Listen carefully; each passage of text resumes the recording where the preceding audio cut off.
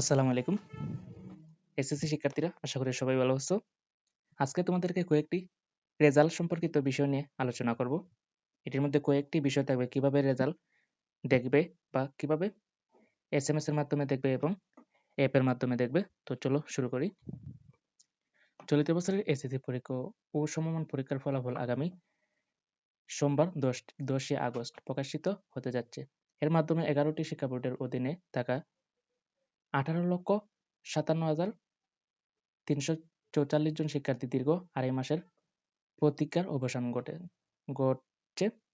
সাধারণ নিয়ম অনুযায়ী এসএসসি ও সমমান পরীক্ষা লিখিত পরীক্ষা শেষ হওয়ার ৬০ দিনের মধ্যেই ফলাফল প্রকাশ হয়। সেক্ষেত্রে বিগত ২০শে জুলাই ফল প্রকাশের কথা ছিল, তবে নির্ধারিত সময়ের প্রায় ৩ সপ্তাহের পর এবার এসএসসি ফল প্রকাশ করতে যাচ্ছে শিক্ষা বোর্ড।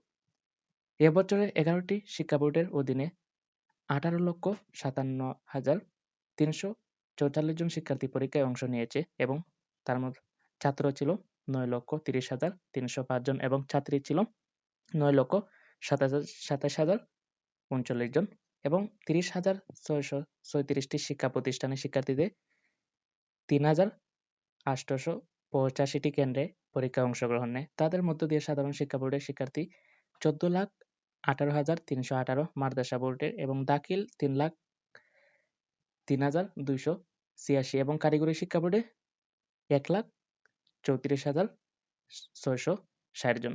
এবং কিভাবে এসএমএস এর মাধ্যমে ফলাফল জানতে পারবে শিক্ষার্থীরা, পাশাপাশি সব শিক্ষা বোর্ডের ওয়েবসাইট কিন্তু দেখতে পারবে। মোবাইল ফোনের যে কোনো সিম ব্যবহার করে এসএমএস পাঠানো যাবে। এক্ষেত্রে মেসেজ অপশনে গিয়ে এসএসসি লিখতে হবে। মেসেজ অপশনে মোবাইলের শিক্ষা বোর্ডের প্রথম 3 অক্ষরের নাম, যেমন সিলেট বোর্ড হইলে বড় হাতের SYH লিখতে হবে।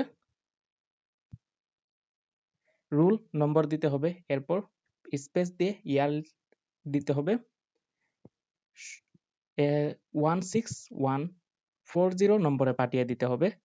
ফিরতি এসএমএস এ ফল জানানো হবে। উদাহরণস্বরূপ কেউ যদি ঢাকা বোর্ডের শিক্ষার্থী হয় বা এসএসসি